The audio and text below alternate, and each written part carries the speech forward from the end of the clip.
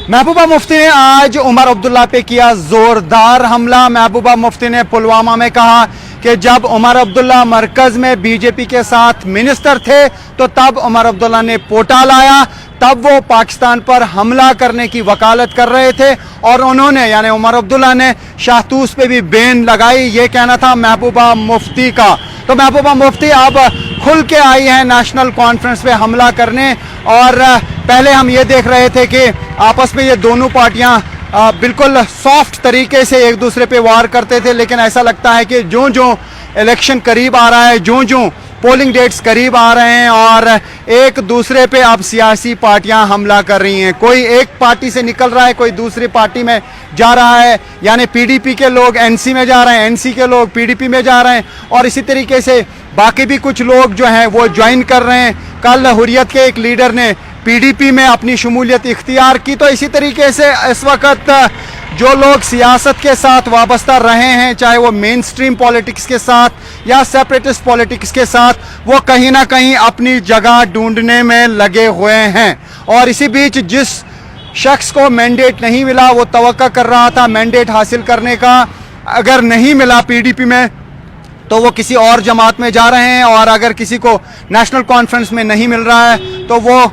निकल के किसी और पार्टी में जा रहा है। तो फिलहाल यहाँ पे एक बड़ी सियासी जंग जो है वो होने वाली है। 18 तारीख को पहले फेज की पोलिंग होगी, 25 तारीख को दूसरे फेज की पोलिंग और उसके बाद फर्स्ट को यानी 1 अक्टूबर को तीसरा और आखिरी फेज होगा पोलिंग का, और 8 तारीख को अब काउंटिंग होगी। पहले 4 तारीख की डेट फिक्स कर दी गई थी लेकिन उसमें रिशेड्यूल कर दिया गया डेट, और अब 8 तारीख को पता चल पाएगा कि किस पार्टी ने बाजी मारी। और यहाँ पे अभी हर मुमकिन कोशिश कर रही है नेशनल कॉन्फ्रेंस भी, पीडीपी भी, कांग्रेस भी, बीजेपी भी, या फिर जो बाकी पार्टीज हैं, जम्मू कश्मीर अपनी पार्टी हो, अवामी इत्तेहाद पार्टी हो, तो हर कोई पार्टी कोशिश कर रही है कि वो अपने अपने कैंडिडेट्स को फील्ड करें। और चुनावी माहौल जो है इस वक्त गर्म है। हम इस वक्त लाल चौक एरिया में हैं, हालांकि यहाँ पे जिंदगी रवां दवां है, लेकिन अभी हमने देखा थोड़ी देर पहले पीडीपी के कैंडिडेट ने भी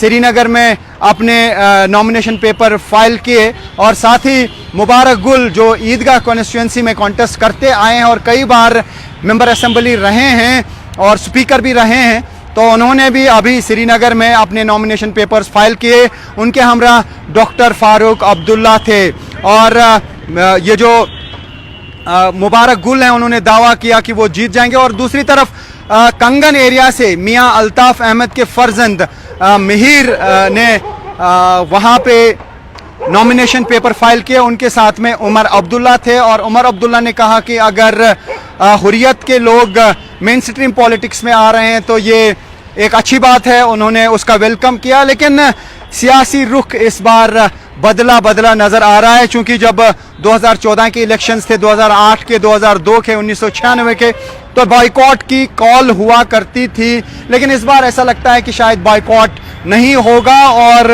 इलेक्शन में लोग हिस्सा लेंगे। और पोलिंग परसेंटेज जो है, ऐसा समझा जा रहा है कि पोलिंग परसेंटेज भी बहुत होगी। लेकिन वो दूसरी तरफ अगर हालात को लेकर बात करें, सिक्योरिटी के सख्त इंतजामात जगह जगह पे किए जा रहे हैं। अभी जम्मू के संजवान इलाके में मिलिटेंटों की मूवमेंट देखी गई और वहाँ पे कुछ फायरिंग भी हुई, और उसमें आर्मी का एक सोल्जर जो है वो जख्मी हुआ है। हालांकि वहाँ पे इस वक्त बड़े पैमाने पे कॉर्डन एंड सर्च ऑपरेशन चलाया जा रहा है, जगह जगह पे जम्मू में इस वक्त सर्च ऑपरेशन चल रहे हैं। तो सिक्योरिटी को लेकर भी एक बड़ा कंसर्न है, लेकिन यहाँ पर ज़रूर चुनावी माहौल अब कश्मीर में गर्म हुआ है। पार्टियाँ जो है, कोई लीडर एक पार्टी से निकल कर दूसरी पार्टी में जा रहा है, वो दूसरी पार्टी से निकल के तीसरी पार्टी में जा रहे हैं। फिलहाल यही उथल पुथल हम कई दिनों से देख रहे हैं। लेकिन इस बीच जो पहले फेज़ के लिए नॉमिनेशन पेपर फाइल करने थे वो पहले ही फाइल किए गए थे। कुछ नॉमिनेशंस रिजेक्ट हुई, जिसमें सरजान बरकती की भी नॉमिनेशन फॉर्म है वो रिजेक्ट किया गया। हालांकि जो इलेक्शन अथॉरिटीज़ हैं उन्होंने ये कहा कि उसमें कुछ डिफिशेंसी थी, उसी वजह से जो है ओथ को लेके, यानी ओथ का जो फॉर्म सबमिट करना था उसको लेकर डिफिशेंसी थी, उसकी वजह से उसका फॉर्म रिजेक्ट हुआ। उसके बगैर भी कुछ कैंडिडेट्स के फॉर्म रिजेक्ट किए गए। 279 कैंडिडेट्स ने फॉर्म भरे थे 280 सीट्स के लिए, यानी एक कैंडिडेट ने 2 जगह पे फॉर्म सबमिट किया था। तो ऐसे में फिलहाल दूसरे फेज़ के लिए 5 तारीख तक कंटिन्यू जो है अभी फॉर्म भरने का सिलसिला जारी रहेगा, लेकिन 4 तारीख को राहुल गांधी यानी कांग्रेस के लीडर राहुल गांधी भी यहां आने वाले हैं। हालांकि अगर कांग्रेस की बात करें, सोनिया गांधी का नाम भी स्टार कैंपेनर्स में है और दूसरी तरफ बताया जा रहा है कि प्राइम मिनिस्टर नरेंद्र मोदी भी कश्मीर आ सकते हैं। हालांकि इसकी अभी कोई ऑफिशियल कंफर्मेशन नहीं है, लेकिन हो सकता है कि उनका भी यहां पे दौरा हो इलेक्शन कैंपेनिंग को लेकर। जम्मू में वो जरूर आएंगे और साथ ही होम मिनिस्टर अमित शाह भी जम्मू कश्मीर का दौरा कर रहे हैं और वो बीजेपी के लिए या बीजेपी के कैंडिडेट्स के लिए कैंपेनिंग करेंगे। तो ऐसे में पल पल की सियासी खबरों के लिए आप जुड़े रहे न्यूज़ 18 के साथ।